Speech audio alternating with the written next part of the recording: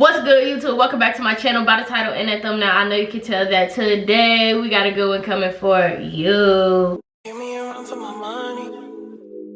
There was nobody, no one that run me. So give me a run for my money. Sipping bubbly, feeling lovely. Living lovely. So y'all, today, I'm giving y'all a little story time. Somebody commented on the last one I did about my worst roommate at NK and told me I should do more story times. So I've been trying to think what kind of stories I can really tell y'all, cause I don't know. So if y'all like my story times and y'all want me to do more, give me some ideas of what kind of stories y'all want to hear about. I'm gonna give them to y'all. I'm gonna give them to y'all raw and uncut. And as y'all know, I like to talk, so my stories is very detailed. Anyways, this specific story time today is about my go-kart accident. And in my go-kart accident, I ultimately ended up losing my hair. I'm gonna pretty much tell y'all how it happened. It was a very traumatic experience, but I'm ready to tell y'all about it. Yeah, without further ado, I'm not gonna do too much talking. I say that every intro and still be putting my foot in my mouth. Make sure y'all like, comment, and subscribe. Share this video with everybody you know. Let's go ahead and get straight into it. Okay, so let me set the scene for y'all, right? It was my brother's birthday trip. His birthday's December 18th, right before Christmas, and we took a family trip to Orlando, Florida. I believe he was turning 6. No,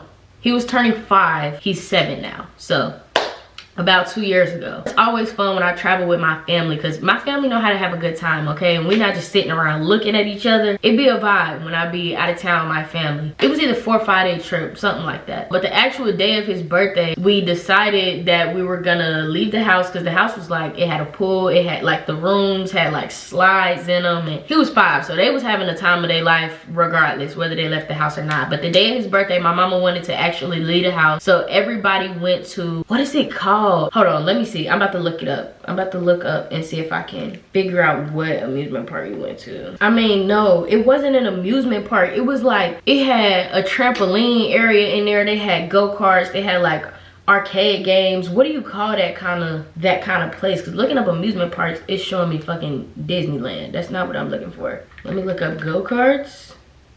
Orlando, Florida. Was it Desertland? I really don't know, y'all. It might have been Desertland, but I don't know. But we went to this place. It had a trampoline park. It had the go-karts. It had the arcade. It was so much to do in there. Perfect for a 5-year-old, right? But also, we like to have a good time as the young adults in the family. The older crew went to the go-karts because you had to be a certain age and have a driver's license to ride in the go-karts. And the little kids went to the trampoline park, my brother and all his friends. Mind y'all, I had just got my hair done. I had some long, I think they call like island twists or something. My friend Jillian did them and she ate down. But I don't know who told me that it was a good idea to get on some go-karts or anything with a motor with some hair that long. The people at the place, like, they really didn't say too much about the hair. We had to put on ski mask and a motorcycle helmet to even ride the go-karts. I ain't never been on no go-karts before that I had to do all that. Like, we might have to put on a little helmet, but a motorcycle helmet, I'm talking, it had a shield, like the little face guard. You completely covered, okay? It's really hard to breathe in there normally. Since I had to put all of that on my head, I couldn't put my hair on top of my head. I had to like put it in a bun in the back of my head, and it felt pretty secure. Like, it didn't feel like it was going anywhere. One thing about me that you gotta know is that I'm overly competitive. I don't know how to lose, okay? I don't like to take L's. I just don't like it. That's not me. So naturally, when we get on these go-karts with all the family, oh yeah, I'm scraping y'all. Like, I'm dusting y'all off rip. The go-karts go, I think they said 70 miles an hour or something like that. Fast as shit for some go-kart. It was indoors, but the way that it was set up, there's like a wall in the middle of the go-kart track. It's pretty much a big circle with, of course, some little twists and turns, but once you're on one side of the wall, you can't see the people on the other side of the wall. It's me, my sister, my cousins, Nadia and Jada, my mama best friend's son, my other sister, Kiasia. It was a lot of us. It was a good time though, okay? I'm gonna put some pictures and videos in this video. I'm gonna see what I can find so I can show y'all so y'all can get the visual. And we get on the go-karts. We done did like 2 laps so far, right? And my mom had went to the trampoline area with the little kids. My aunt and my mom's best friend Janelle were at the go-kart track with us, but they weren't riding. They were sitting at the table that was like on the entrance side of the go-karts. I promise y'all, it probably sounds like I'm giving y'all unnecessary details, but it matters. So when you come around that wall over here, they can't see what's happening on the other side of that wall, right? We would go around about twice. I'm in the lead. I'm talking about smoking them. I'm having the time of my life. Whole time, I'm putting pedal to the metal. I probably didn't press that brake one time. I think it was like the third lap. Third lap, we come around. My sister is behind me, but she on the other side of the wall. So like, as I'm cutting that corner, I don't see her no more. So I'm just, you know, I'm cruising, I'm going, vibing, having me a great time. I was going so fast that I didn't realize that the bun that was in the back of my head had fallen. My hair is no longer in a bun, it's just flowing with the wind. Pedal to the metal, y'all. Next thing I know, all I felt was my neck go like this. It like happened so fast, I didn't even have time to really react. I felt my head jerk. I knew what had happened. I don't know.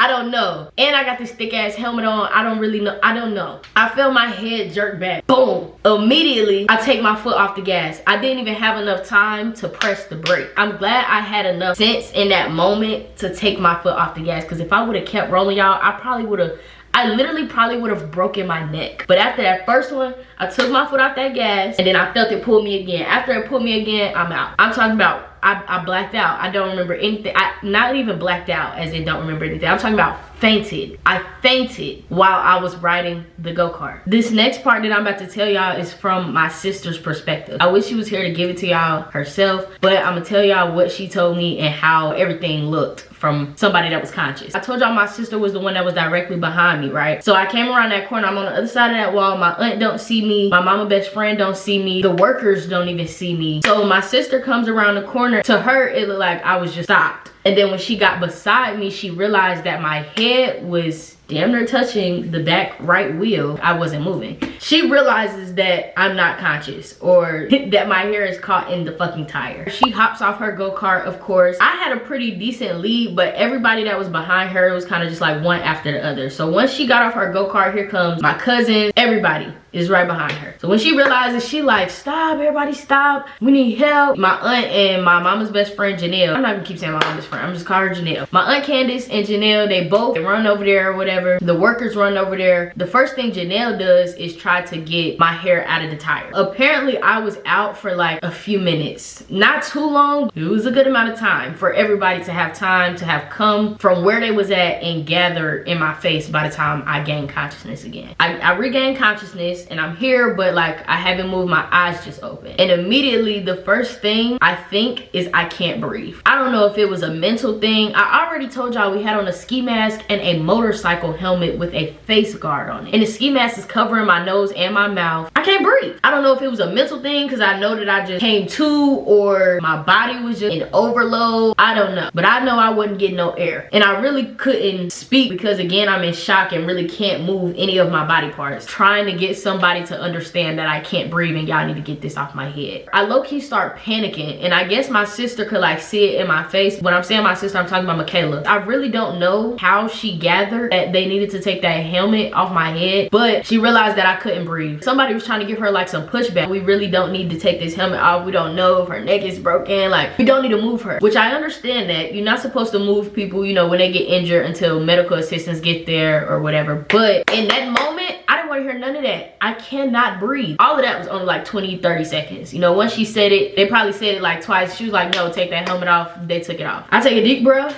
I can breathe, but now I'm just crying profusely. All I could say was get my mama, because I told y'all my mama was not, she was on a whole different side of the park or whatever, wherever we was at. All these people in my face, I don't see Nikki. Get Nikki now. So my mama ends up coming over there. Eventually somebody runs and goes and gets her. My Uncle Mario is who she left with the little kids, so none of the babies saw the accident, which was good. I'm really glad that they didn't see that. My brother probably would have been crying, birthday would have been shot. They don't know anything. I'm just looking my mom in her face the whole time, just crying. She's trying to talk to me. I really can't get many words out, but then Janelle is able to pull my locks out of the back tire and they like sit me upright. My body has been in shock before, but like that was a different kind of shock. Like I genuinely felt paralyzed. A few minutes go by, probably like 10 minutes go by, the ambulance gets there. When the paramedics get there, I don't know what their problem was, but all I remember is wanting so badly to cuss that lady out, but my my priority, and everybody else's priority at the time was making sure that I was okay. But had I not been the one injured, she would have gotten the cuss out of her life. I kid y'all not. She's sitting in my face trying to fake like nothing's wrong with me, being very aggressive, as if I'm exaggerating the fact that my neck just got snapped on a go-kart at full speed. Girl, if you don't get out my face with that attitude right now, that lady needed to lose her job. I just remember her being in my face asking me a series of questions, and she just keep touching me, and I'm like, stop moving my arm, stop touching my back. It hurt. Everything hurts. My neck hurts. I don't really have no feeling in my legs. Hello? I need you to be a little more concerned. So eventually another paramedic, they ended up saying, we're gonna get her on a stretcher, take her to the hospital so she can get checked out. They put me in a neck brace, but it was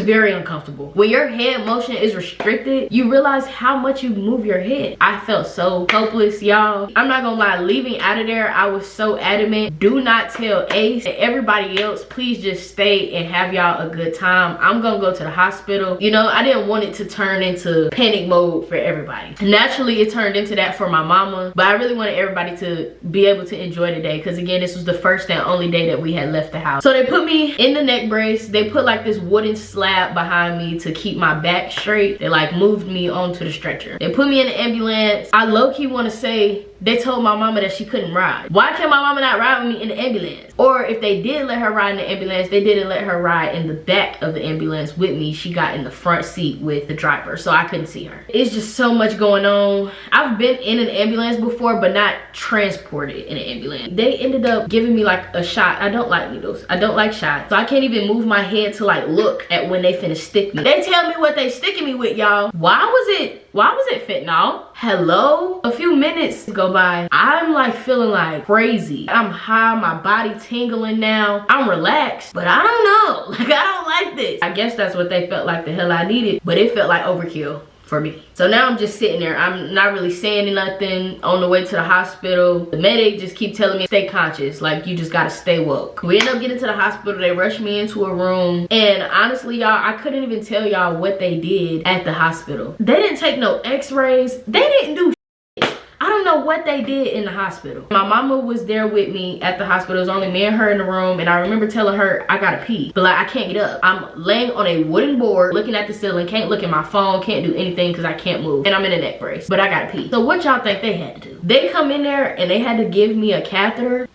Listen, baby, it's a hard no for me. When they came in there to give it to me so that I could pee, they trying to take my pants off. This is so embarrassing, but I'm gonna tell y'all anyway. And they're like, did you already use the bathroom? Like, you couldn't wait? Or I'm like, no, what you mean? I haven't peed yet. I'm waiting on y'all. I need to pee, hurry up. She like, your pants are wet. What? My pants are what? What you mean my pants wet? I ain't peed. I just now got to pee. I done damn peed on myself. It was like a trauma response. The body does weird things when it's experiencing some kind of trauma. I'm so sorry to the people that had to clean it up. I genuinely didn't know that I had peed until I was at the hospital and had to pee again. It actually made me and my mama laugh a little bit because it wasn't a laughing matter at all. I was very sad, and that like lightened the mood a little bit. I ended up using the bathroom or whatever. They come back, they took me out of a neck brace and sent me home. They prescribed me some pain medicine. They put me in a wheelchair. I can feel my legs, but walking hurt. My neck and my back, it hurts so bad. Like, I can't lift my arms. It's probably the most that I can do with my arm. I can't really do anything by myself. We get back to the house and my Uncle Mario, he picks me up and takes me up these steps because it's so many steps in the house. It was so depressing. Now I have to take a shower because A, I've been out all day, and B, it's not like I can just say fuck it for the night because I'm just tired because I pissed on myself. But I can't do it by myself. I can barely stand up by myself. So my mama and my Aunt Candace come up there and helping me wash my body or whatever. And then when I get out the shower, my mama can dry me off and she's like looking at my head. She's like, let me see your head. She lifts up the braid that's like in the middle, or not the braid, the lock that's in the middle of the nape of my neck. It's not attached. All she had to do was just,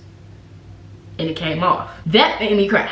Okay, I boo-hoo cried. I have a bald spot about this big in the nape of my neck. She like, you know, you can get you a bun, a little ponytail, you can get a wig. You just gotta wear your hair down for a little bit. It's not that bad. I go in the room, I'm sitting on the bed. Michaela come in there, Kiesha, all my cousins. At that point, like, we all just talking, you know, me being unconscious, and everybody just telling me how scary it was. And it was just like, wow, I can't believe that just happened. Pretty much the rest of that trip, all I could do was sit on the couch and like talk to people. Like, I can't get up, I can't really move around. We leave, we're going through TSA. I'm talking about I can't walk, I'm in a wheelchair, but it was low-key clutch because we didn't have to wait in no lines, we didn't have to do none of that. And the flight was so uncomfortable. We ended up getting home that night. I gotta take my locks out, getting ready to take my locks out, and I realized as I'm touching all of my locks in the back of my head, none of them are attached to my scalp. And I'm gonna put a video in here for y'all to see. Please, y'all, this was don't mind how I look, I'm crying real tears in these videos. It was a lot for me to process, but I'm gonna put a clip in here for y'all to see. The top line of hairs on every part was attached to my head, which is why they didn't just fall out. I mean, or weren't just like completely detached. You literally could just lift it up and see my scalp under every lock. What